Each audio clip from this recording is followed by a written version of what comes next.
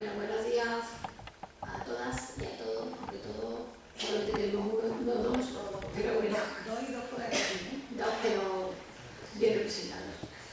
Bueno, nos encontramos, ya sabéis, en la recta final de este congreso, el primer congreso internacional e interuniversitario de orientación que ha organizado la Facultad de Ciencias de la Educación de Málaga.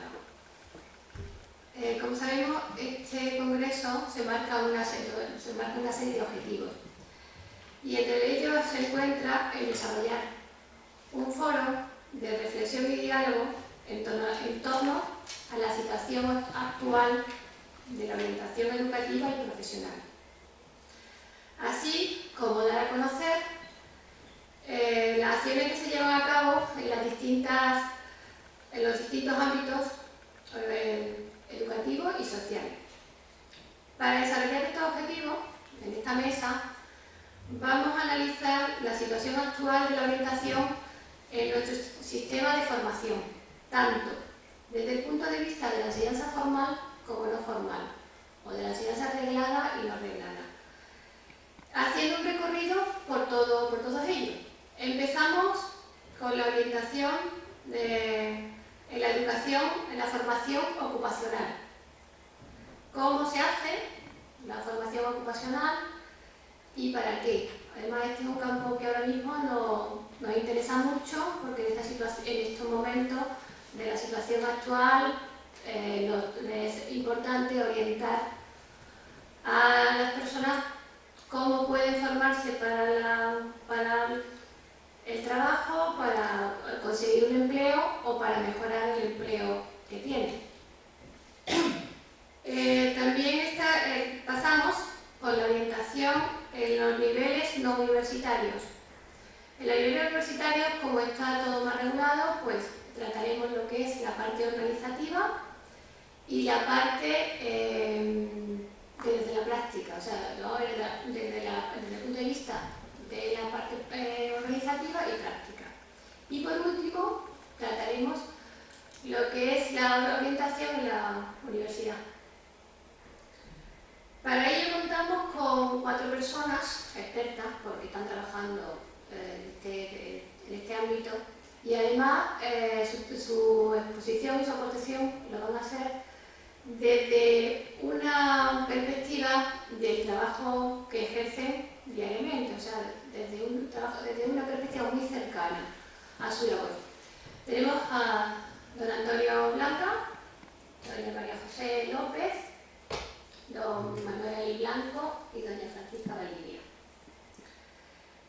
Nos vamos a hacer una breve exposición. Teníamos previsto hacer una exposición de 15 a 20 minutos y luego hacer un turno de palabras. La verdad es que nos ha reducido bastante el tiempo. Esperemos que lleguemos.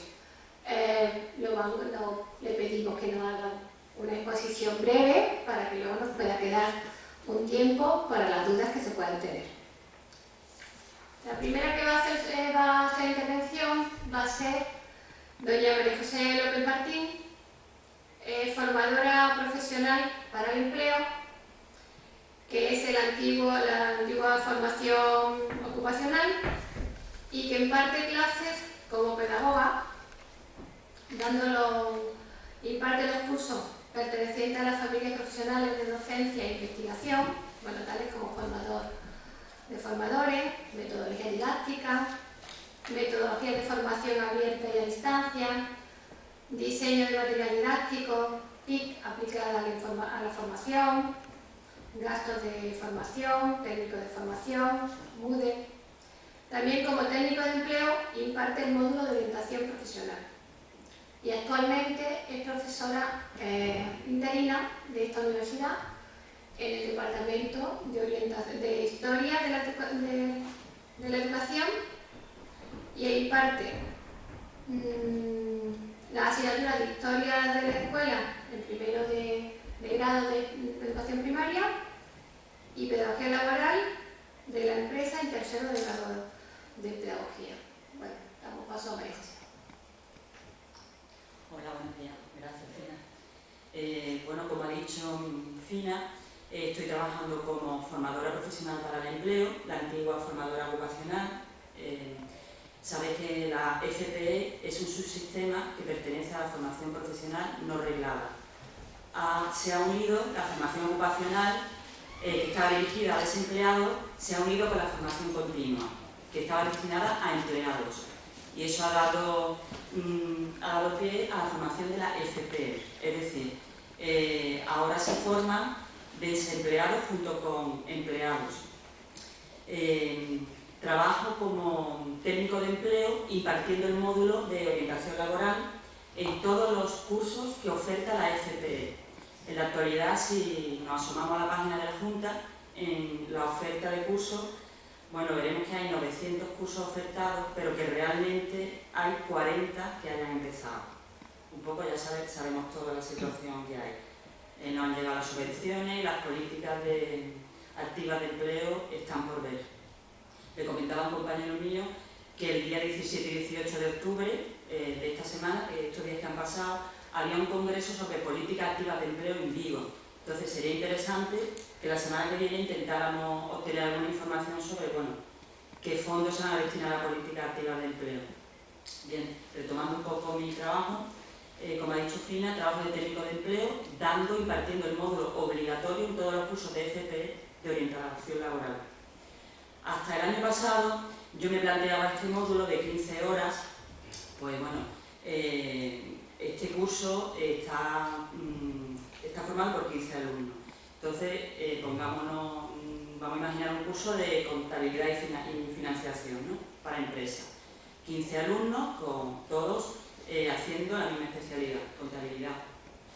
Entonces, yo me planteaba el curso, bueno, les preguntaba, les presentaba una serie de recursos, como son, pues, elaboración de currículum, taller de entrevista, de empleo, búsqueda activa de empleo, página web de empleo, portales de empleo. Todos estos recursos en los que el técnico de empleo, lo que yo en este caso llevo como material y tareas para hacer en el curso. Le pregunto qué quieren hacer y normalmente casi todos se deciden por el currículum y el taller de empleo, de entrevista de empleo. Claro, eso era hasta el 2011, 2010-2011. Ahora, cuando imparto la orientación laboral, claro, ellos han recibido ya mucha orientación. Casi todos los alumnos adultos que están en la formación profesional para el empleo han recibido orientación. Tienen el currículum bastante revisado y supervisado por todo tipo de orientadores, desde los ayuntamientos, desde el SAE, pero bueno. Entonces yo la pregunta que hago el primer día, qué tareas, qué actividades quería hacer, de todas las que podemos hacer juntos, y se sigue decidiendo por currículum y taller de empleo. ¿Qué pasa? Que el currículum lo que hago es revisarlo, más que empezar a hacer un currículum, revisarlo. Digo que sí, vuelvo a explicar que hay muchos modelos de currículum, voy en la cartera de recursos con 5 modelos de currículum, pero ahora lo estoy planteando empezar a hacer el currículum desde un papel en blanco. En vez de explicarle lo de currículum cronológico, lo de currículum europeo, toda la cantidad de modelos que hay, empezamos a trabajar el currículum desde un papel en blanco. Estoy planteando un poco la nueva orientación laboral en la FPE. Quiero que ellos vean que los recursos los tienen ellos ya. Que yo no soy una conseguidora de empleo, que los técnicos de empleo no somos ni conseguidores de empleo ni expertos en empleabilidad. Tengo una gran cartera llena de recursos, pero no les voy a dar recetas para buscar empleo ni para encontrar empleo. Ellos son los mayores expertos en empleabilidad y en ellos mismos. Y bueno, se trata de durante 10, 15 o 20 horas que dure ese módulo de orientación laboral, trabajarle un poco, no voy a decir autoestima, pero sí un poco la dignidad que muchos de ellos han perdido, porque bueno, la narrativa, la historia que te cuentan durante las 5 horas, durante 3 días que estás con ellos, la narrativa, la historia que tú oyes, pues llevo 3 años buscando empleo, he echado 200 currículums, de 100 empresas donde he ido no me han llamado ni para una entrevista de trabajo. Digamos que el objetivo no es ya encontrar empleo, es que les llame para una entrevista de trabajo. Entonces, ese es el discurso durante 3 días que tienen la mayoría de los 15 alumnos. Pero en un momento de ese discurso, de esos 3 días, siempre hay una frase que dice, bueno, he echado currículum en 200 empresas, pero me han llamado solo en 2. Entonces, un poco quedarme con esa pequeña frase de me han llamado solo en 2 empresas e insistirle Bueno, ¿y qué de diferente tiene esa empresa del resto de las 98 empresas? ¿O qué hiciste de diferente para que te llamaran? Digamos que formular un poco en positivo ese discurso tan negativo que tienen durante los 3 días, ¿no? Sensación de frustración, de fracaso, el discurso que tienen en el módulo de 15 horas. Entonces, bueno, trabajarle sobre todo los recursos. ¿Qué hiciste? ¿Qué conducta tuviste? ¿O qué te llevó a conseguir, a tener éxito? ¿A que te abrieron las puertas de una empresa? Bueno, pues es verdad, ese día resulta que yo me planifiqué. No fui a voleo, no fotocopié 100 currículum e invadí por la parte de Málaga de currículum, ¿no? Ese día recuerdo que me planifiqué. Que el día anterior pensé, bueno, pues voy a pensar un poquito en objetivos, ¿no? Objetivos cortos, pasito a pasito. Voy a intentar hacer un currículum personalizado. Lo de menos es que lleve fotos o no lleve fotos, lo de menos es que esté rigurosamente datos personales, datos académicos, un poco valorar y que ellos sean conscientes de los recursos los llaman ellos. ¿Saben? Tú vas con una lista abierta de recursos de empleo, como he dicho antes, de portales de empleo, una lista abierta donde les pido que ellos vayan completando esa serie de esas páginas web de recursos de empleo. Y realmente los conocen todos. Han echado el currículum en todas las páginas de su especialidad. Estamos hablando de una contabilidad financiera. De hecho, yo soy la que aprendo de ellos. Yo estoy en un plano de igualdad, ya he dicho antes que yo no soy ni experta en orientación laboral de ellos, ni soy conseguidora de empleo, ni mucho menos. Y bueno, la mayoría de ellos, después de los 3 días, porque son sesiones de 5 horas, la verdad es que se dan cuenta que realmente son ellos los que tienen los recursos para encontrar empleo. Digamos que bajan un poco la guardia, ya no te ofrecen esa resistencia del primer día, ¿no? El lenguaje, el discurso que presentan ya no es tan negativo, tan frustrante, sino que empiezan un poco a recordar aquellos logros que consiguieron, qué pasos dieron antes de que le abrieran la puerta de esa empresa, empiezan a imaginarse en un futuro, en un trabajo, empiezan a hablar de una situación real, pues, donde pueden estar en un despacho, trabajando a gusto, con una nómina, o sí, un poco, digamos, cambiar el chip, ya que no les puedo ofrecer empleo ni les puedo dar una visión optimista del panorama, por lo menos que sepan que los recursos los llevan ellos, que no necesitan un orientador, que realmente lo que necesitan es recuperar un poco aquel optimismo que tenían y recordar cómo se sentían cuando trabajaban o cuando buscaban empleo. Y bueno, la verdad que me da resultados, yo no me siento tan mal, tan frustrada, y la verdad que sí valoro, creo que sí estoy haciendo algo positivo con el grupo en 3 días. Y bueno, nada, gracias. Pues nada, muchas gracias, José. Y ahora vamos a dar paso a don Manuel Blanco, inspector de educación y asociado de la Facultad del Departamento de Didáctica y Organización Escolar. Cuenta con un amplio currículum y su experiencia laboral dentro de su función docente como maestro, como inspector, así como una amplia experiencia también en gestión. Ha sido coordinador provincial de adultos y adjunto a la jefatura de inspección. Nos va a tratar el tema sobre la organización de la orientación educativa en los niveles no universitarios, centrándose en la institución de la educación secundaria, abordando la interrelación de los distintos aspectos organizativos con el rol y las competencias profesionales de los y las orientadoras, y con el objetivo de posibilitar respuestas educativas de calidad ante la demanda desde la función de los orientadores y las orientadoras. Paso a don Manuel. Muy bien, pues gracias, Fina. Buenos días. Agradecer a la Universidad de Málaga pues, la oportunidad que me brinda hoy de estar aquí con vosotros compartiendo estas reflexiones en este simposio, ¿no?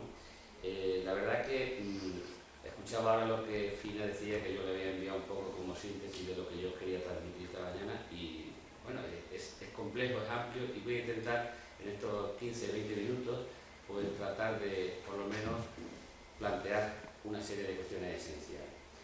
En este congreso se han abordado temas de criterios de calidad, de formación, de roles, de investigación, de innovación, todo esto relacionado con la orientación educativa. Lo que se me pedía a mí es que desde el marco de la organización escolar y por tanto de la organización de la orientación educativa como parte de ese marco general de la organización escolar, intentara plantear si ese modelo organizativo puede dar respuesta a esas nuevas demandas desde las competencias y desde el rol profesional de los orientadores. Cuando empecé a reflexionar sobre eso, tuve que bajar el balón al terreno de juego y dije, bueno, puedo hacerlo, puedo intentarlo, pero evidentemente he de hacerlo desde la comunidad autónoma en la que estamos, desde Andalucía y desde la estructura organizativa que en esta comunidad autónoma acabamos de poner en marcha recientemente desde el curso 2010-2011 con la aprobación de los nuevos reglamentos orgánicos. ¿Se me escucha bien? Bien, digo que no es necesario de los nuevos reglamentos orgánicos. Concretamente, el decreto 327-2010, ¿no? Pues, de reglamento orgánico de los institutos de educación secundaria, que es donde yo quiero hacer. Y como ideas previas, antes de comenzar, sí me gustaría decir que tres cosas. El marco de organización escolar tiene que permitir que la orientación educativa sea un factor de calidad, sea un factor que profundice la autonomía organizativa y pedagógica de los centros y además tiene que hacerse desde las propias competencias profesionales del orientador.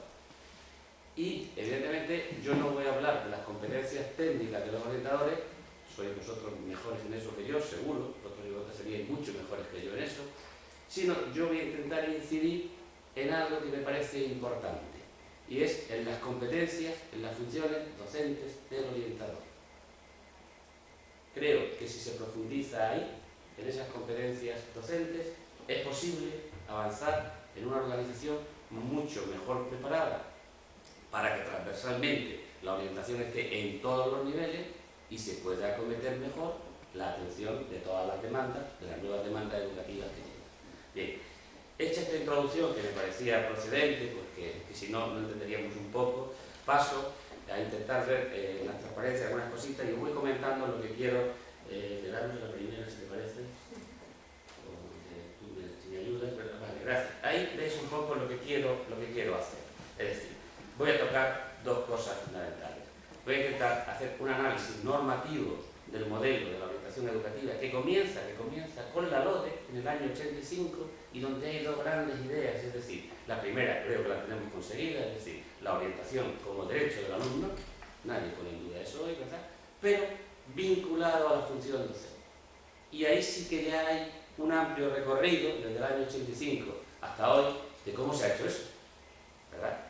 Lo guste o no, desde el año 85 estamos planteando un modelo, primero con la LOSE, luego con la LOE, y se ha trabajado la orientación hasta los centros y cada vez con mayor protagonismo. Pues bien, un poco ver cómo se ha hecho eso. Y ahí entraría en la segunda parte, que serían estas reflexiones sobre esa integración, sobre los roles, sobre las competencias en el modelo organizativo.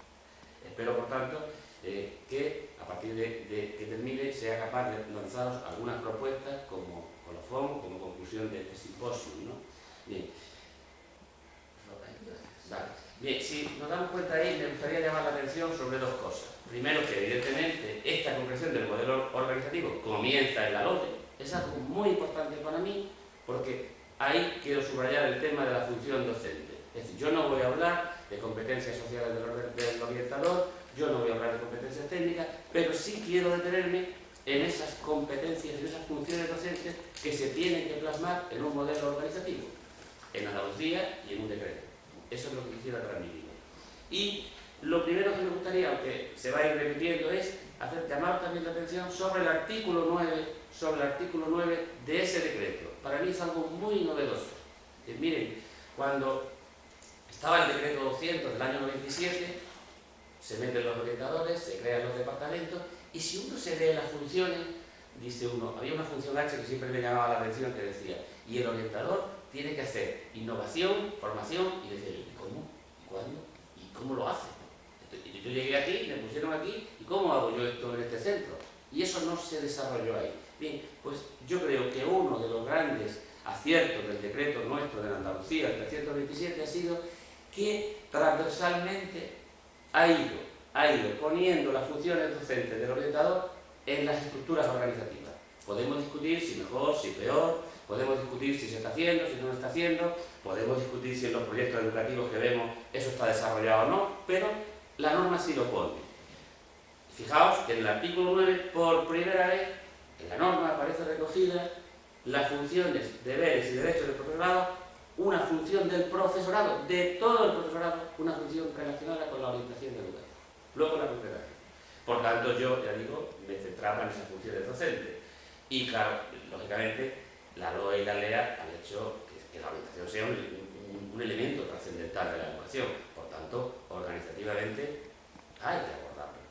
Hay que abordarlo. Porque creemos que crea problemas. Es decir, es como cuando se decía el orientador, ¿para qué está?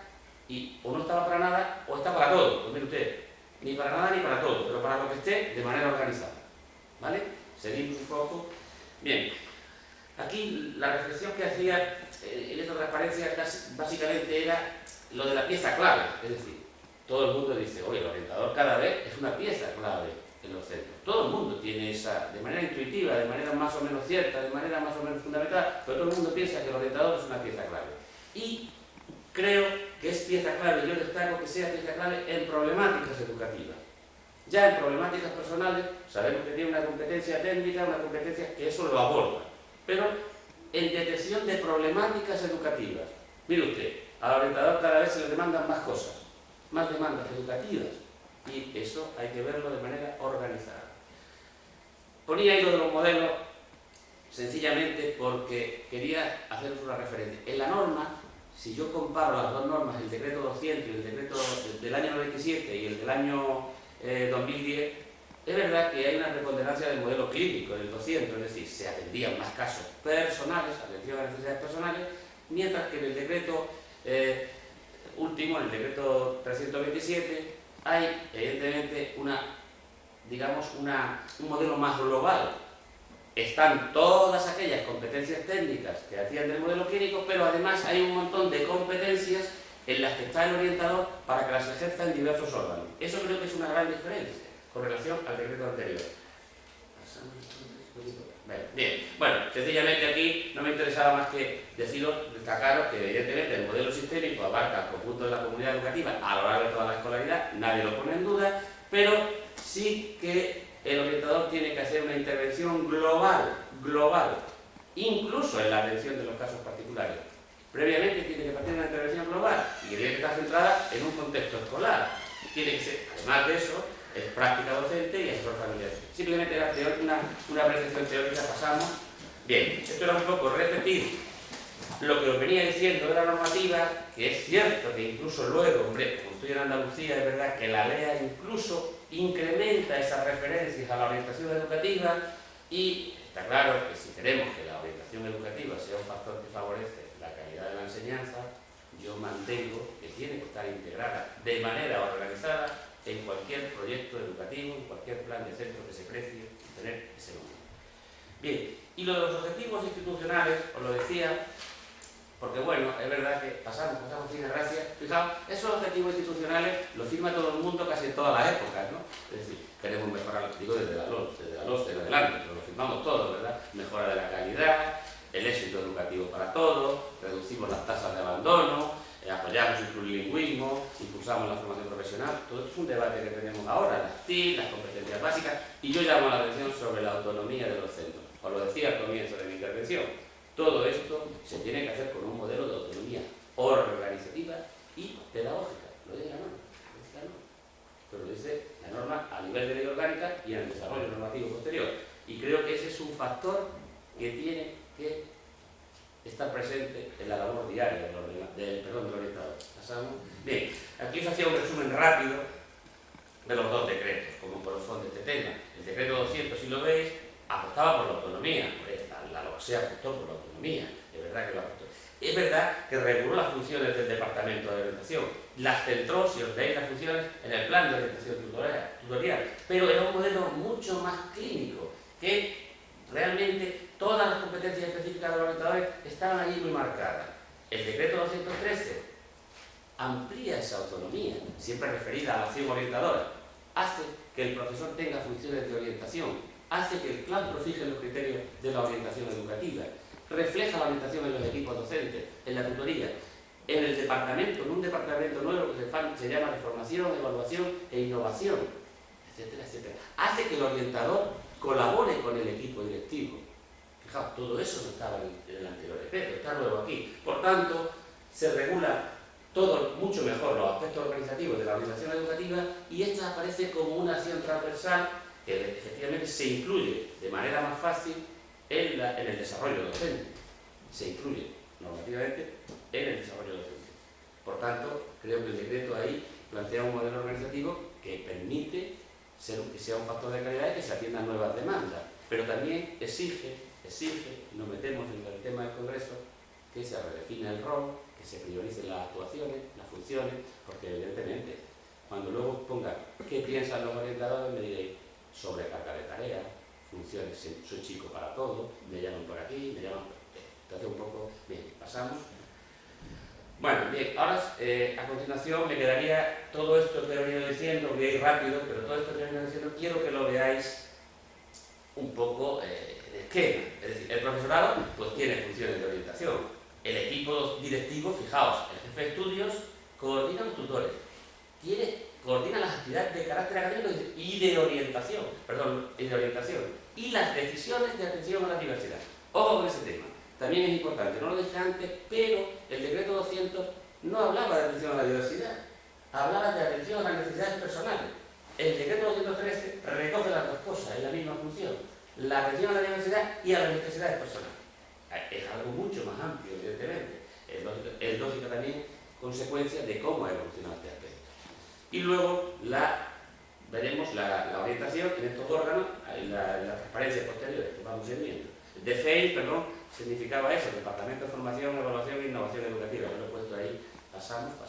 Bien, esto lo hemos comentado antes, fijaos lo que dice, qué función tiene el profesorado. La tutoría, nadie lo pone en duda, dice, la dirección y la orientación de su aprendizaje y el apoyo en su proceso educativo en colaboración con la familia, pasa a la tercera y dice, la orientación educativa, académica y profesional en colaboración, en su caso, con los departamentos de educación, con los equipos. Yo no hablo de los equipos, pero sí con los departamentos. Y fíjense, ¿cómo se hace eso? Pues eso supone que cuando yo, desde mi tarea de inspectora, pregunto cómo se está haciendo eso con un alumno, tenga que encontrar una respuesta en el profesor y en el orientador. Y haya un mecanismo organizativo del centro que permita que esa respuesta se dé y esté presente y siga unos criterios de calidad fijados en un proyecto educativo. Si eso no se hace, eso hay que mejorarlo. ¿Vale? Continuamos. El claustro, lo comentaba, a mí me llamaba la atención. Fijaos el claustro, dice, fija los criterios referentes a la orientación y tutoría. Hombre, es verdad que el claustro lo hace, pero si no hay un orientador que lo prepare, que lo detecte, que lo analice y que le lleve la propuesta al claustro, díganme cómo se hace eso. No se puede hacer. Tiene que hacerlo el orientador. Dentro de su rol, tiene que trabajarse eso. Es decir, hay una serie de funciones docentes hoy en la norma que los orientadores tienen que asumir como un factor de calidad que quieren ser y como un factor para atender las nuevas demandas. Ojo, y eso se hace desde la autonomía. Me van a permitir que les diga una cosa. Yo, cuando la LOCSE, leí una vez un artículo de un profesor de secundaria que me llamó la atención. Estaba comentando lo de la autonomía y dice que un compañero le decía, oye, pero eso de la autonomía era esto.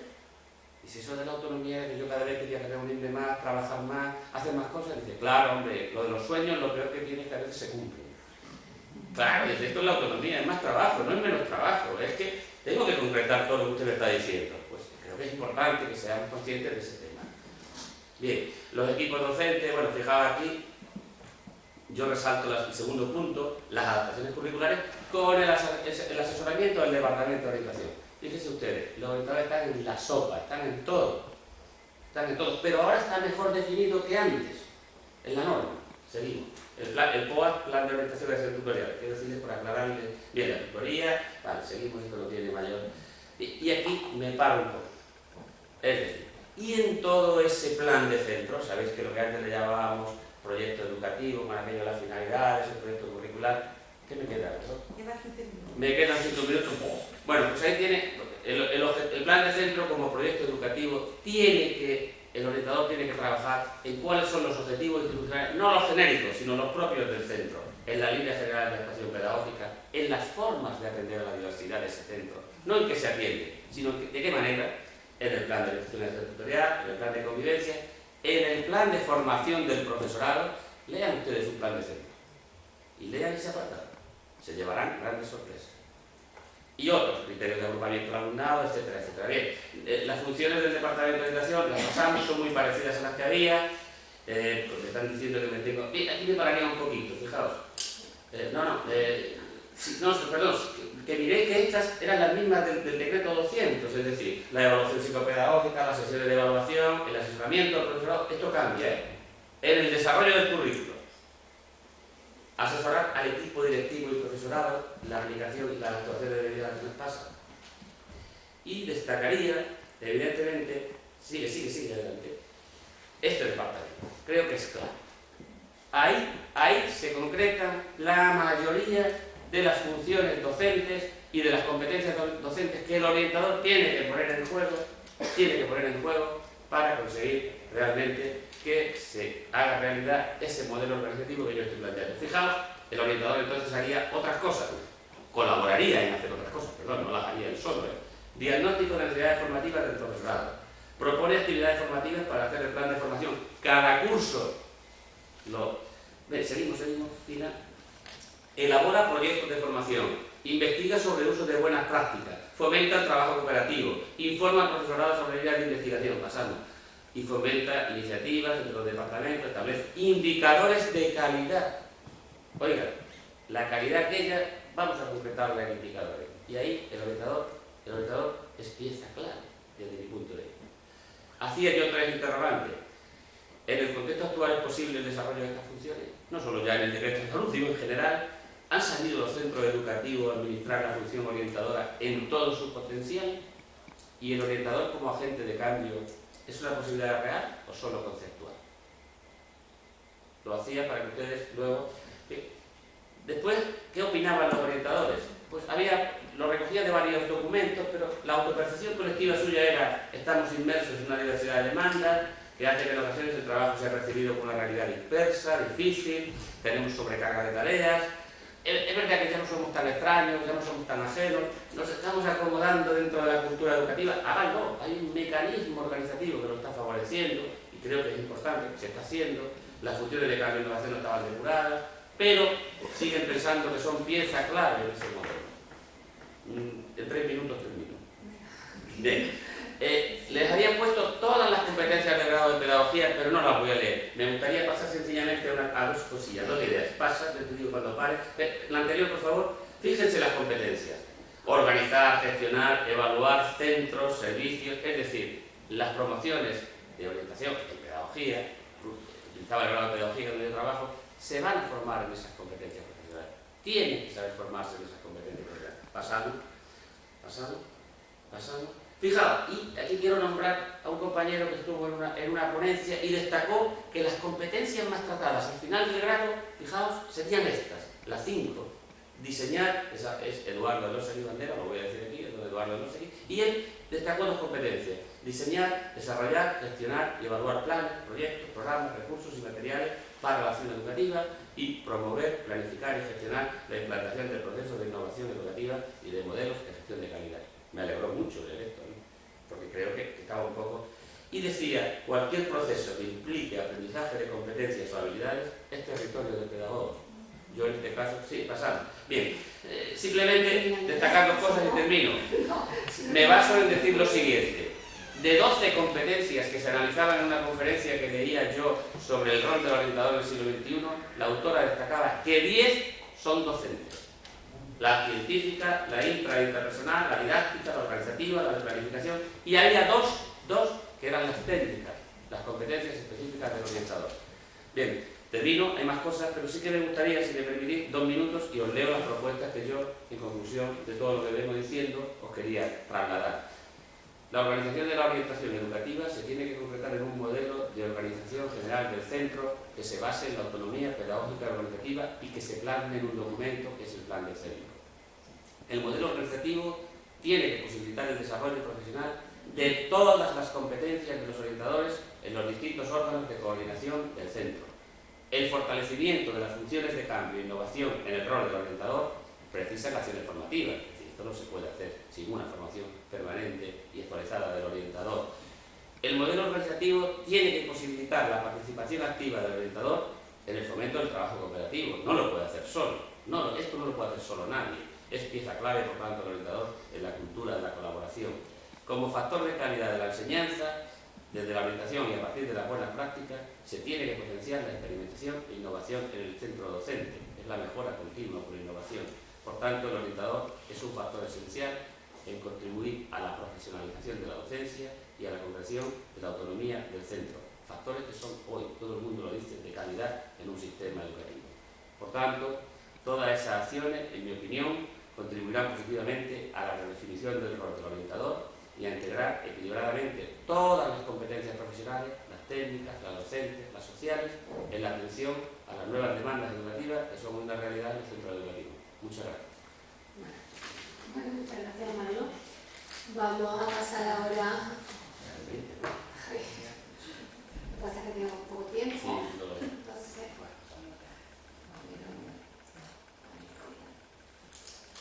bueno, pasamos ahora a don Antonio Blanca Pérez, el jefe del Departamento de Orientación del IES de Portada Alta, también el profesor asociado de didáctica del Departamento de Didáctica y Organización Escolar de esta facultad. Anteriormente ha sido coordinador de equipos de orientación educativa, entre ellos el de Málaga Centro. Realizó labor de orientación en varios departamentos de distintos IES y colaboró como profesor en el máster de profesorado de secundaria y tutor de trabajo de fin de máster en la Universidad de Jaén. Su aportación en el simposio conversará sobre la práctica en la orientación educativa en los niveles no universitarios. Nos hará un análisis sobre la realidad laboral a la que tiene que hacer frente un orientador u orientadora en el desempeño de sus funciones. En los centros educativos también nos hablará de la necesidad de establecer diversos perfiles dentro de la orientación y la formación inicial y continua. Voy a pasarle el ordenador para que os vea.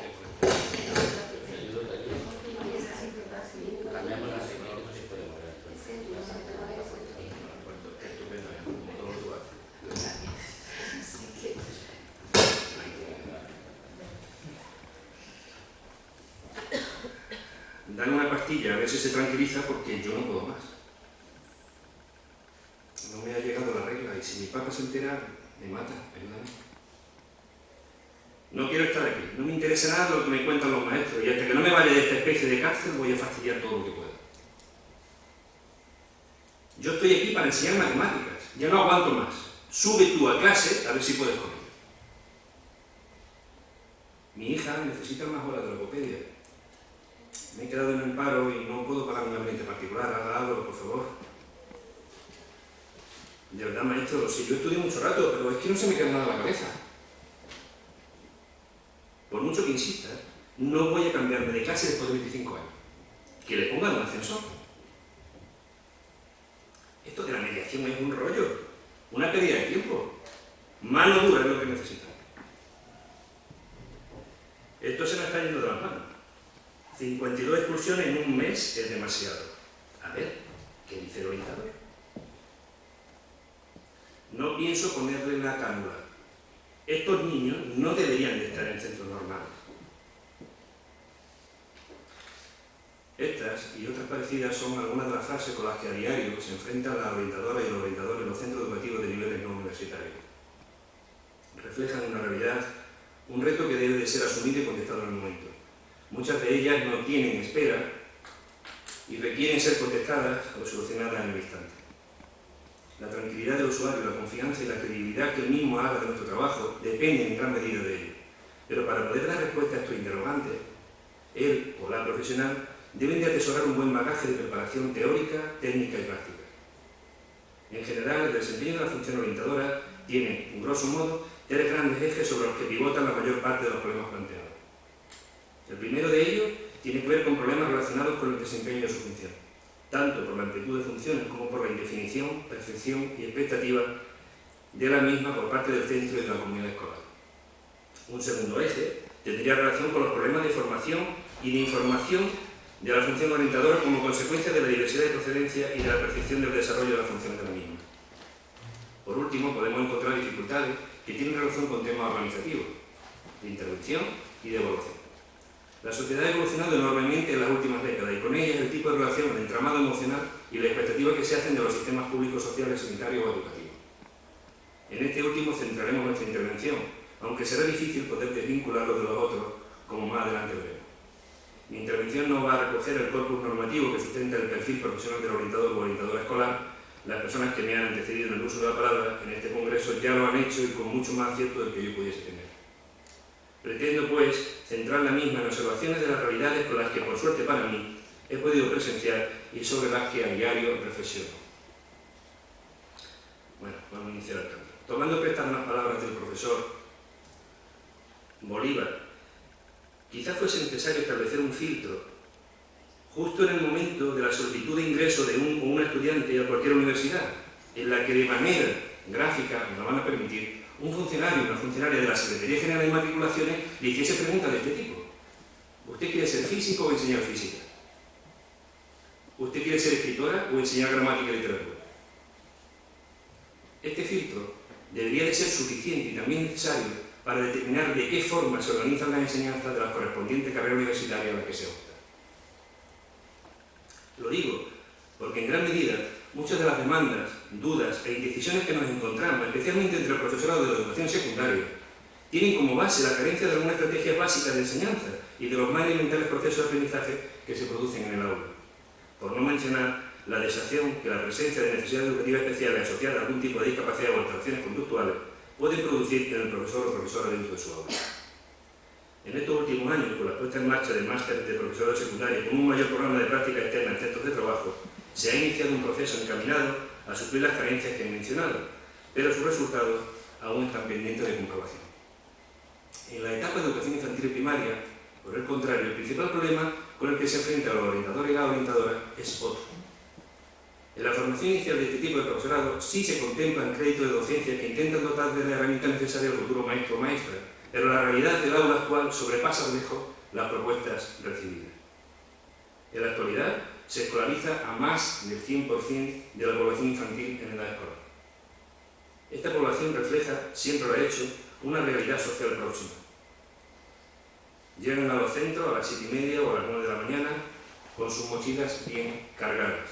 Y no solo de libros, ordenadores portátiles de color verde, móviles o chucherías, sino de desafecto, de malnutrición, de maltrato, de sueño, de cansancio, de tristeza, de acoso, de falta de higiene, en más casos de los creíbles. Poner en orden esa mochila requiere un tiempo, una actitud y, si me lo permiten, una aptitud, es decir, toda una ética profesional. Existen en la actualidad 3 vías de acceso a la orientación escolar.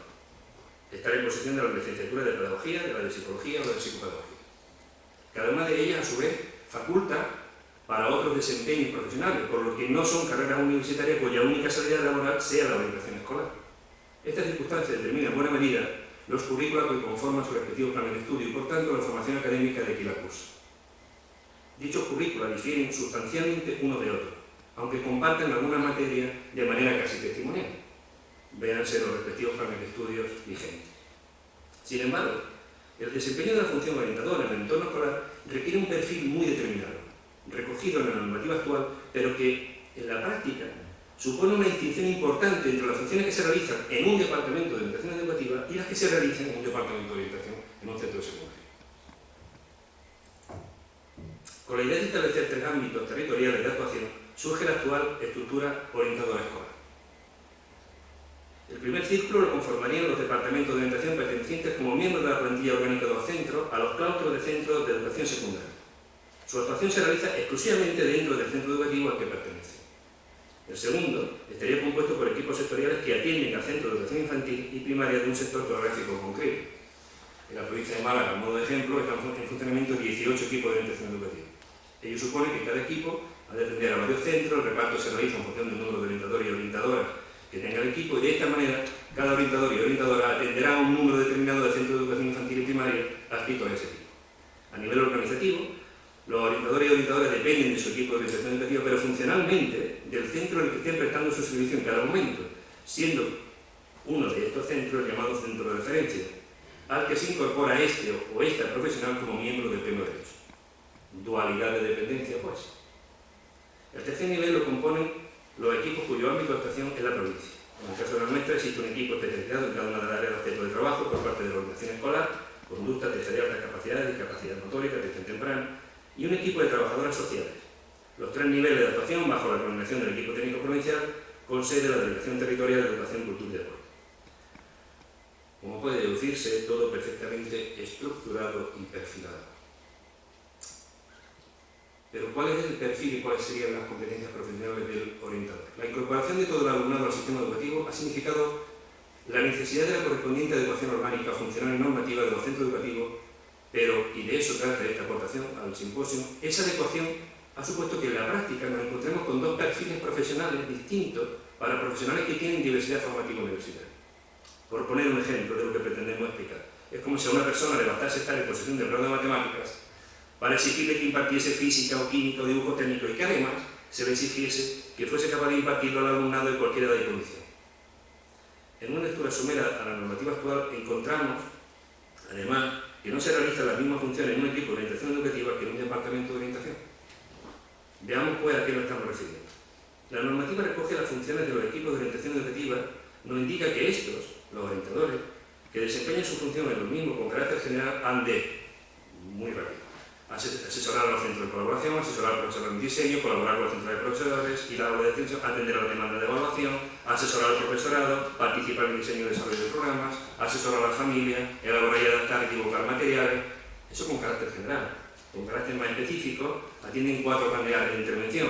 El área de apoyo de la función tutelar del profesorado, con sus correspondientes actuaciones dentro de ella, y el área de atención a las necesidades educativas especiales, con sus correspondientes actuaciones, y el área de compensación educativa, también exactamente igual, mientras que la normativa correspondiente a los centros de departamento de instituto de educación secundaria se recogen las funciones siguientes: colaborar con el equipo directivo, como muy bien ha dicho el inspector, colaborar y asesorar a los departamentos de coordinación didáctica, elaborar la programación didáctica de los módulos obligatorios, asesorar al alumnado sobre las opciones que le presenta el sistema educativo y cualquier otra que le sean atribuidas.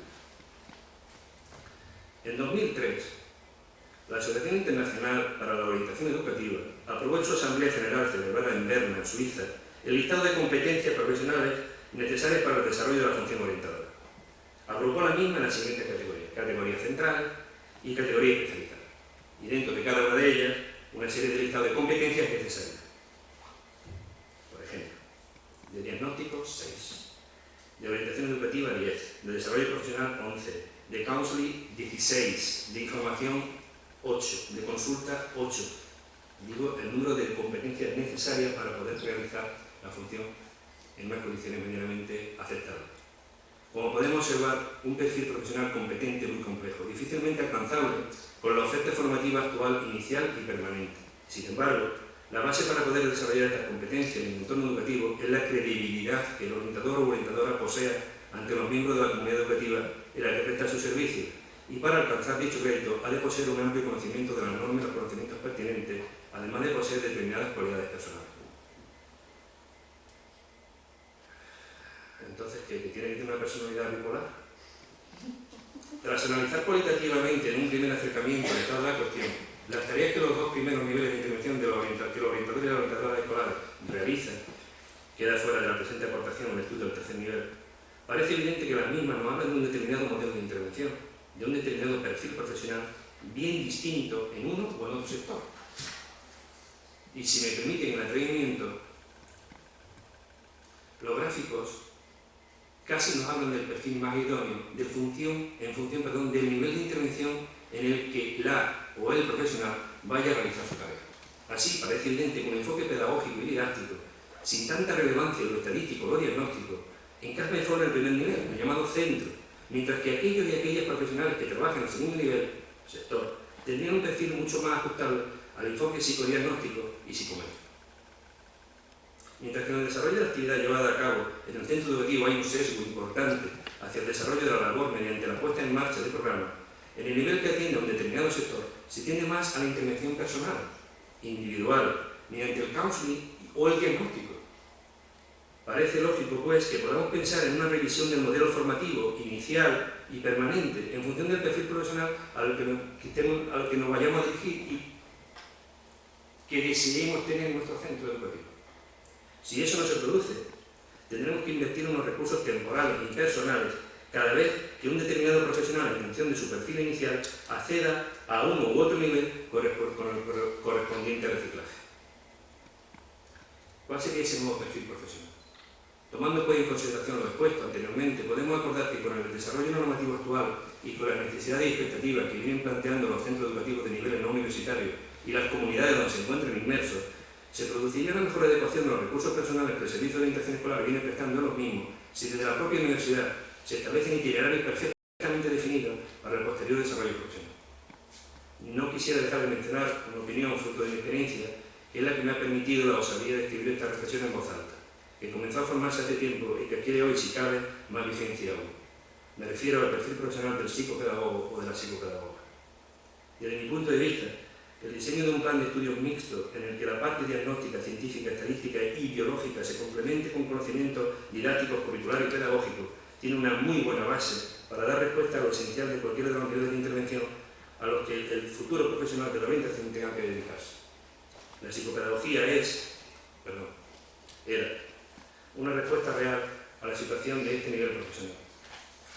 Hubiesen bastado pequeños ajustes en la oferta de optatividad para adaptar las inquietudes profesionales del alumnado con los requerimientos de los centros educativos.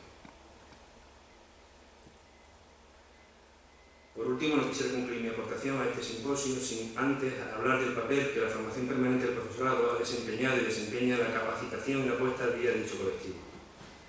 Si, como he argumentado anteriormente, son evidentes algunas lagunas de fase formativa en el perfil profesional del orientador o orientadora, estos han sido y siguen siendo perfectamente atendidos por la red de centros de profesorado, asociaciones profesionales y la propia oferta formativa, con resultados más que satisfactorios. Es decir, los profesionales de la orientación han demostrado a lo largo de estos 20 años, las primeras oposiciones se convocaron en 1992, aunque anteriormente ya existían estructuras de orientación educativa, una gran profesionalidad en el empeño de poder dar el mejor servicio a la sociedad a la que se lo presta. Pero ese proceso ha supuesto y supone un esfuerzo añadido a la ya amplia y delicada labor orientadora. Esta formación permanente debería tener en consideración algunas de las necesidades que, como consecuencia de los cambios sociales, culturales y educativos que se van produciendo, pudiesen dar respuesta a la necesidad del dominio de competencias y habilidades generales y específicas, de inteligencia emocional, de la estrategia última en evaluación y tutoría, en dificultades de aprendizaje, en discapacidades físicas y sensoriales, del conocimiento de la estructura educativa no formales, de la presencia virtual de las relaciones humanas y, además, de la formación filosófica y ética del profesional de la orientación. Ese es el reto, quizá este sea una nueva oportunidad para encontrar la respuesta. Agradecer su atención y la amabilidad que ha tenido Paqui y Teresa para invitarme a estar aquí en este congreso. Muchísimas gracias. Bueno, agradecerte tu intervención. Y ahora vamos a dar paso ya a la última intervención, que es doña Francisca Valdivia Ruiz. Es maestra, pedagoga, catedrática de educación universitaria, doctora en educación. Tiene un perfil de investigación que está relacionado con la evaluación y los estilos de aprendizaje. Tiene una experiencia laboral importante en la que podríamos destacar 14 años como orientadora de los EOI y 16 años como docente en esta universidad. Actualmente desempeña la coordinación de grado de pedagogía y nos va a hablar sobre la educación, la orientación en la universidad. Voy a pasar para ella.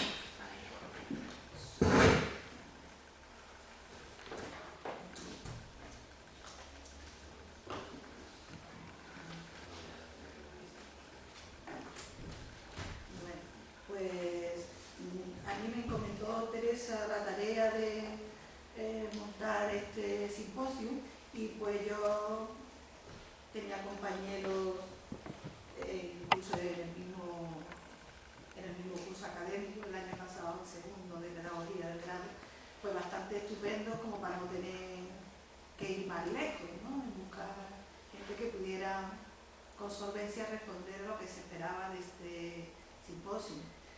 La verdad que, bueno, que lo que he estado escuchando, pues, a pesar de que me han lanzado más minutillos, me ha encantado también, porque la verdad que siempre ha ido, cuando decimos la legislación sobre esto, y digo, oh, qué rollo, qué tal, qué cual. O sea, que ha hecho un análisis para mí esto bastante... ¿Se oye, no? ¿Se oye? Una prueba ahí. Dale, sí, igual está cerrado. ¿Ahora? Ya, acércate un poco. ¿Ahora? Sí. Bueno, pues lo que iba diciendo, que me ha encantado mucho las aportaciones de todos, comenzando con la de la compañera, que ya es la tercera vez que sentamos en este sitio, a que nos hable sobre el tema, dado que el itinerario de orientación no es el único que ella se ha ofrecido al pedagogo, sino que hay otros itinerarios, como el que ella puede representar, en la que nos hace falta que vengan profesionales que tengan experiencia para que vean nuestros alumnos que el campo es más amplio, no solamente limitado al orientador. Ya hay 4 itinerarios, como en la mayoría de las facultades de Andalucía, y me imagino que en el resto de España, donde el futuro, el pedagogo, pues puede ir buscando caminos desde el principio. Súper interesante pues también la aportación de Antonio sobre su visión de la práctica, bastante dura al principio, pero bastante real también. Yo pues comparto con él también mi experiencia sobre los equipos de orientación educativa, donde, como dije ayer, pues sigue sin haber un orientador en un centro, que yo creo que es bastante necesario, desde esos primeros niveles. En fin, ahí está también la demanda para cuando pueda llevarse a cabo. Bueno, pues a mí me toca hablar de donde yo ahora mismo me muevo, ¿no? Que es el tema de la orientación en la universidad. Y entonces, pues, yo me planteaba si esta orientación en la universidad existe. Porque, claro, después de la estructura en la que los otros niveles de orientación se mueven, los otros niveles educativos, de más completo, menos, haya más equipo, haya menos, hay una estructura. Y entonces algo hay, que haya que mejorar o que haya que perfilar, o lo que sea, pero existe. Pero en la universidad, ¿existe la orientación educativa? Entonces pongo una serie de instrumentos para ver si con una brújula yo me oriento y puedo encontrarla, ¿no? O con una gafa puedo a lo mejor la encuentre, o con unos prismáticos, porque a lo mejor está lejos y no la veo, ¿no? Entonces, si alguien molesto con mi ironía de esta presentación, pues lo siento mucho, no es mi intención, pero es mi percepción subjetiva al estar ya aquí en este centro de 16 cursos o 16 años. Entonces sigo buscando a ver pues dónde está, ¿no? La orientación. Entonces, ¿cómo la percibo? Pues yo la percibo como cosas que se hacen, sueltas una por un lado, otra por otro, se hacen cosas, se hacen. Y lo vamos a ir viendo que sí que se hacen. Pero yo la percibo aisladas, a veces no interconectadas, cosas ahí sin una estructura que le dé una forma. Hay gente que a lo mejor le gustan más las cosas así, pero yo creo que debe haber algo que aglutine todo esto que hay por ahí suelto. ¿Qué podemos hacer? Pues podemos llorar y decir, Dios mío, ¿cómo está la cosa? Esto no existe, o tal y cual. O nos podemos sentar, esta señora ahí, y decir, bueno, más tiempo buena cara y vamos a esperar a ver qué pasa. O podemos, aunque presumimos que va a ser una carrera de obstáculos, pues intentar buscar la orientación en la universidad.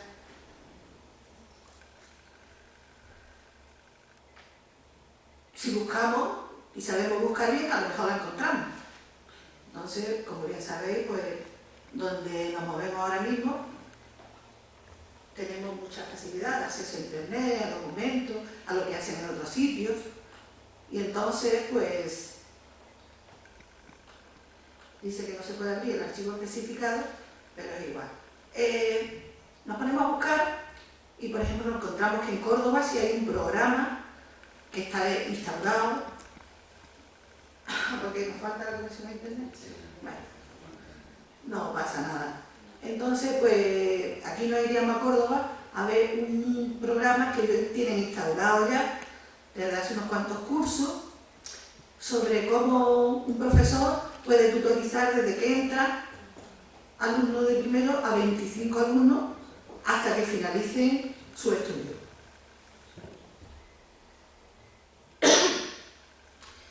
Y bueno, pues hay un programa bastante bien organizado, con muchos documentos que ellos están utilizando y que bueno, pues puede servirnos a nosotros si queremos hacer algo similar. Incluso tienen una exención de horas, de 20 horas en el curso, para, no serán muchas, probablemente necesiten más, pero por lo menos es una ayuda que hay. También encontraba ayer, y me sorprendí, que la Escuela de Veterinaria de la Facultad de Veterinaria de Córdoba pues tenía también un programa, como teníamos nosotros antes, de becas para alumnos que eran mentores de otros alumnos que iniciaban los estudios.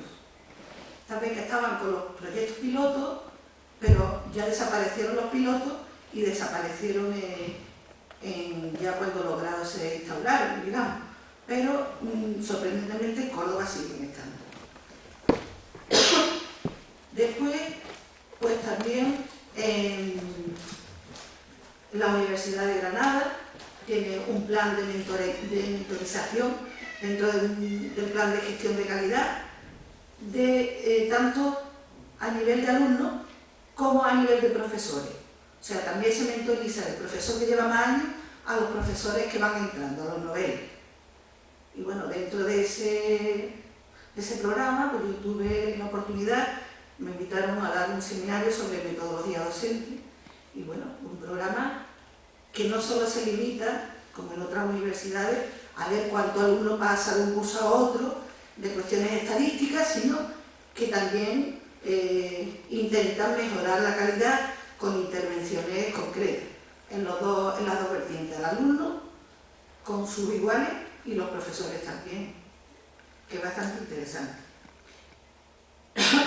Y ayer estaba aquí la compañera de Sevilla, que tiene un cargo en el vicerrectorado de alumnos, y nos comentó la estructura que allí se estaba iniciando sobre el tema de la orientación educativa. Y también me comentó después que la innovación dentro de la universidad y la formación del profesorado también estaba en ese vicerrectorado. Y ya allí se estaba dando una cierta estructura a todo el tema de la orientación en la Universidad de Sevilla, que estaba comenzando. De todas maneras, nosotros hemos empezado a andar aquí. No se me abre nada, no sé por qué, pero no se abre nada. Pero bueno, hemos comenzado a andar. Es decir, los planes de acogida de los alumnos de primero, cada vez, ya en estos 3 cursos, se notan que van mejorando, tanto en los cursos, este año incluso ha sido casi, no una semana completa, pero 4 días, que se le ha dado informaciones varias, y muchos, algunos talleres y actividades mucho más completos y con más implicación también de los tutores al respecto. O sea que ya se está empezando a andar y es un programa que se está haciendo mucho hincapié en él. Bueno, no sé, no pasa nada, tampoco. Hay compañeras, hay planes de acción tutorial que desde los vicedecanatos de enseñanza de aquí de la facultad también se están trabajando un poquito más completo, que no solamente esa jornada, digamos, o esas semanas, esos 4 días de la acogida de los alumnos de primero. Después, también en la Universidad de Málaga pues, está funcionando un grupo de orientación universitaria, se llama GOU, que ya ayer también ellos hicieron en otro simposio la presentación de lo que hacen, y en la página web de la Facultad de Psicología pues hay un enlace hacia ese grupo de orientación universitaria que es bastante interesante lo que está haciendo. Total, que se van haciendo cosas, pero hay también servicios de orientación profesional dentro del vicerrectorado de coordinación universitaria. Hay también el servicio alumno con discapacidad, que también está centrado en el rectorado y que también tiene repercusión de algunos cursos de formación a profesores en alguna discapacidad determinada.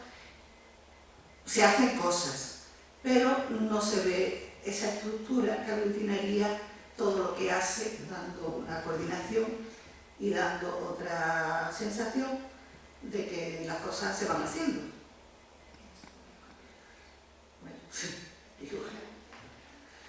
Bueno, problemas de carpeta y de archivo, pero yo lo cuento porque... Sí, el problema ha sido que no se ha copiado la delantera. O sea, que podemos... No se ha metido toda la carpeta. Ah, no pasa nada. Se ha copiado solamente la presentación, no podemos acceso. O sea, es un problema técnico. No pasa nada, vaya, que más o menos como se puede decir lo que haya. Entonces, ¿de qué manera se podría instaurar algo así para que la orientación educativa en la universidad estuviera? Pues bueno, pues desde luego trabajando en equipo. Trabajando en equipo, instaurando la cultura del trabajo colaborativo, como decía antes también Manolo, y buscándonos, como en el juego del ajedrez, pues una estrategia, alguna manera de poder llevarla a cabo de modo organizado, como he dicho antes. Creemos que sería necesaria crear esa estructura o que la orientación educativa fuera necesaria en la universidad. Pues creemos que sí. ¿Y por qué? Porque tenemos que darle herramientas a nuestro alumnado para que en el futuro, cuando intervengan en su función profesional, pues pueda convertirse en ese factor que mejoraría la calidad educativa. No. ¿Y cuál sería la finalidad? Pues la finalidad sería que aquellas cosas que antes veíamos por ahí dispersas, pues ahora las tuviéramos ya en un sitio, que se trabajara coordinadamente y que redunde en esa orientación que sí es necesaria y que sí se hace, pero que tenga un sustento, una base, ¿no? una estructura. Y eso es lo que yo me planteo. No quiero ser negativa de que no haya nada, si hay cosas y se van haciendo. Tampoco llevamos tantos años en el tema, aunque ayer le comentaba a María Luisa que se está trabajando la orientación educativa. No me refiero tanto a profesional, sino educativa, en la universidad desde 1956, me parece que estuvo ella comentando ayer, o sea que lo que pasa es que también los recursos a veces que hay, tanto personales como económicos, pues no se utilizan o no se quieren gastar en eso, o en fin, cuestiones de ese tipo. Pero que yo creo que es bastante necesaria y que se debería de organizar mucho mejor. Y entonces, pues también, ahondando lo que en esa diapositiva que había comentado Manolo del profesor Eduardo Lossi, que en la jornada de salidas profesionales de pedagogía, que es otra cuestión más, por ejemplo, otra cuestión que hicimos al respecto de orientación al alumnado de pedagogía, pues se ponía que eso era territorio del pedagogo. Aquí los territorios muchas veces no están muy claros. Y la verdad que si nosotros nos defendemos aquí, que tenemos un itinerario de orientación dentro de pedagogía,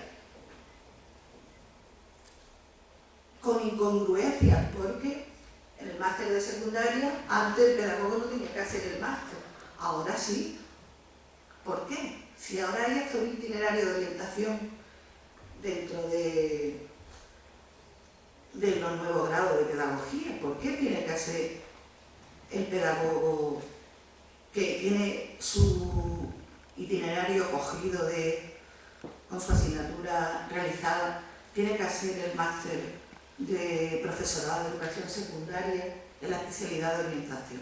Me pregunto yo, no creo que tuviera que hacerlo, pero bueno, ahí está también la cuestión. Y desde luego yo creo que tenemos que defender que del territorio del pedagogo son muchas cosas, muchas funciones, y yo creo que la orientación ahora mismo, independientemente de los másteres que vayan a salir, de psicopedagogía, de orientación o de lo que sea, que tiene su sitio el pedagogo muy determinado en ese espacio.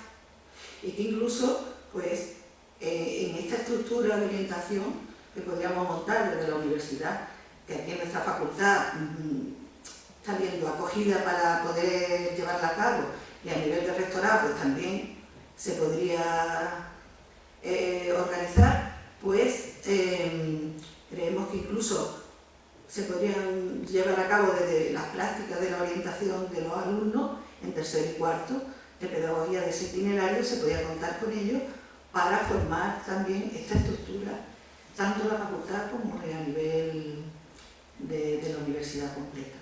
Y nada más, porque yo no sé, no me controla yo el tiempo, y a mí se habrá más que nadie. Muchas gracias por la atención, muchas gracias también a Teresa por confiar en nosotros, y muchas gracias también a vosotros por estar aquí y por todo lo que podamos ahora aportar.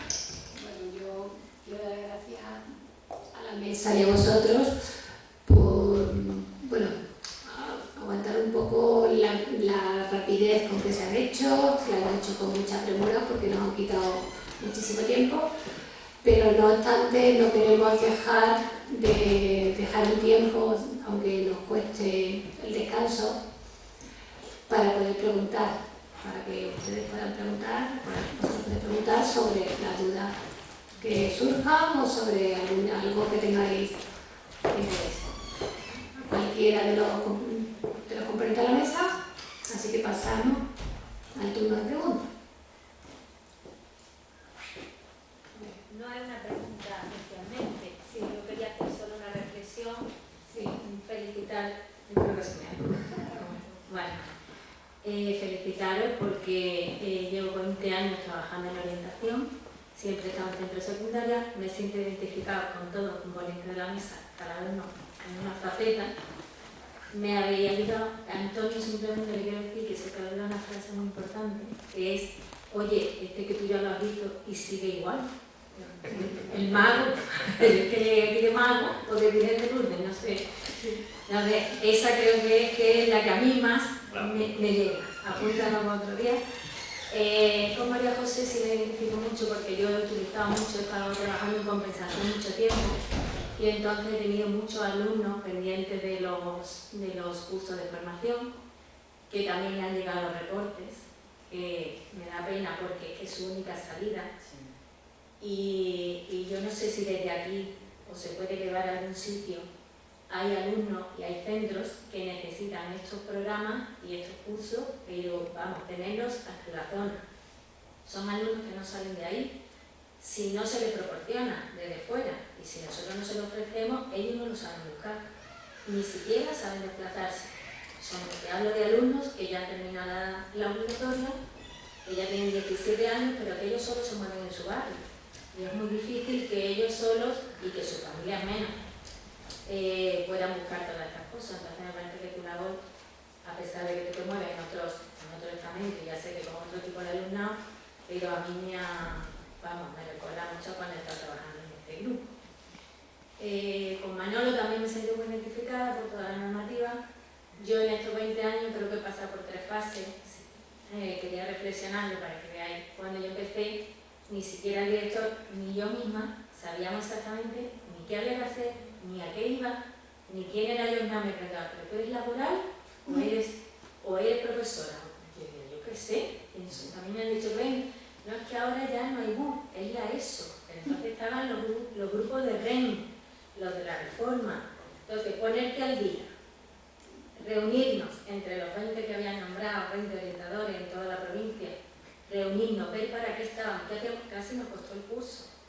Entonces pasamos esa primera fase de que nadie sabíamos ni nosotros mismos quién éramos ni qué teníamos que hacer, a la siguiente fase que era que ya todo el mundo sabíamos que lo que es que vivíamos mejor que nadie. No teníamos que entrar a clase, éramos unos privilegiados, no hacíamos guardias, pero todos sabíamos que algo teníamos que hacer y simplemente entre nosotros nos proporcionábamos o nos regulábamos nuestro propio trabajo.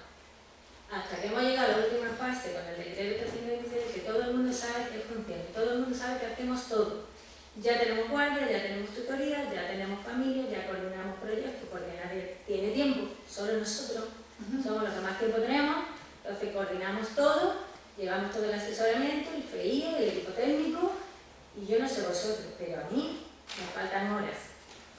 Pero no horas en mi trabajo, me faltan horas en casa, me faltan horas de fines de semana, y yo no sé cómo hacerlo, porque también la formación propia, como decir, y que me parece más fundamental. Entonces, en 20 años yo creo que la trayectoria ha sido de no tener ni idea a que todo el mundo entiende todo, hemos pasado porque no hacemos nada, a que ahora todos hacemos de todo, y yo creo que habría que regularlo ya de una vez, ya llevamos 20 años. Y ya, por último, con Paqui, pues también me siento muy identificada. El primer año que tengo un hijo personalmente en la universidad, yo no sabía que existía la orientación en la universidad por ningún sitio. Él está en la Facultad de Medicina y allí sí que tienen, no es una orientación propiamente dicha, pero me ha sorprendido porque tienen como alumnos de otros cursos superiores tutorizando a alumnos de primero para que ellos sepan pues, qué es lo que tienen que hacer, a dónde se tienen que dirigir, dónde están los sitios. Es decir, a mí me ha parecido que, hombre, dentro de que es una cosa muy leve, una orientación muy leve, pero me parece importante y que me ha sorprendido gratamente, que no sabía que había, que va a ir más perdido que... Pero no, la verdad que me están asesorando bastante bien. Creo que es un modelo que sí se podía copiar para la... Nada más. Muchas gracias. Gracias. Muchas gracias.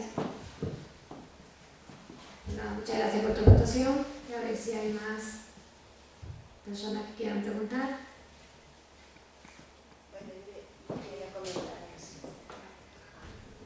Yo quería... Perdona un segundo. ¿Cómo te llamas? María del Mar. María del Mar. Mira, ayer estuve de público en un simposio con Boris y Yolanda. ¿Cómo se llamaba?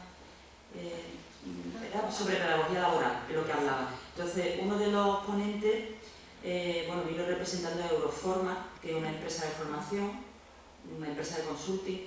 Entonces, Boris le preguntó, él trabaja en una empresa pública, si desde la empresa pública se podía pedir subvenciones al tripartito, que digamos que es el que sigue teniendo dinero, la Fundación Tripartita. Y efectivamente le dijo que sí, que había una forma de pedir subvenciones para centros públicos. Ahora, como se nos acaba un poco la FPE, lo que es la antigua ocupacional, pues desde la continua sí parece que se puede pedir también desde una empresa pública a la Fundación Tripartita. Él se llama Boris y si queréis ahora en el descansillo os ponéis en contacto porque es una salida, ¿no? Sigue habiendo inversión, no los 3.000 millones de euros que hubo en el 2011, pero se está hablando de 1.000 millones de euros de inversión en formación desde la Fundación Tripartita. ¿Sabéis qué solución se puede buscar para estos chicos que tú dices, ¿no? Venga, gracias, María. Bueno, yo como profesora en práctica me identifico con todos vosotros, pero bastante con Antonio de la Blanca por el tema de la cánula. Bueno, pues yo llevo 20 años en la práctica. Tenía un alumno que se le tenía que poner la cánula, le daban esos ataques, y en ese momento no sabíamos qué hacer. Fuimos al departamento de orientación, ¿qué hacemos en ese momento? ¿Cómo actuamos si a ese muchacho hay que ponerle la cánula? ¿Qué hacemos con los otros alumnos que existen en el aula? La verdad que era un problema bastante gordo. Yo en casa con mi marido también se lo comentaba, una polémica, porque claro, está la estructura, están las leyes, están las normas, están los decretos, pero ¿qué se hace? Porque nosotros como profesores, la verdad, no sabemos cómo poner esa cánula. Hemos recibido bastantes cursos sobre qué hacer y los mismos profesionales de sanidad han dicho que no tenemos por qué poner, no estamos suficientemente preparados para poner esa cánula. Pues eso ha sido un problema y sigue siendo un problema en el aula. Ahora, ¿cómo se hace eso? ¿Sí? ¿Llamamos a dónde? No dice por alusión directa respondo. Es verdad que, bueno, es verdad que Ana me ha hecho muchas veces consultas profesionales desde la experimentación de un programa difícil de necesidades educativas, tanto en garantía social como ahora en programas de cualificación profesional de necesidades educativas especiales, cuestiones de estas que son muy complejas. Hombre, respuestas de verdad que no las hay prefijadas, pero sí que es cierto que los profesores hoy piden formación en primeros auxilios porque son demandas que se producen en los centros y necesitan formación sobre eso. Y yo vuelvo otra vez a lo mismo. Yo debo ser un maniático, entre comillas, pero es que los planes de centro tienen que prever todo aquello que pasa en un centro, todo lo propio, todo lo que tiene que ver con los alumnos que están allí, no con los que yo creo que van a estar, con los que están, ese que me dice eso, ese que me dice aquello, y claro, las respuestas siempre serán unas más ciertas, otras menos ciertas, pero lo habríamos intentado prever, planificar entre todos. Ese es el gran tema y tiene que hacerse de manera compartida. Respuestas no hay, pero el protocolo está, y cuando no hay otro protocolo está el que está el Código Civil y está el artículo del 1920 que dice lo que dice, pero bueno, eso ya es un debate entre ella y yo. Muchas gracias.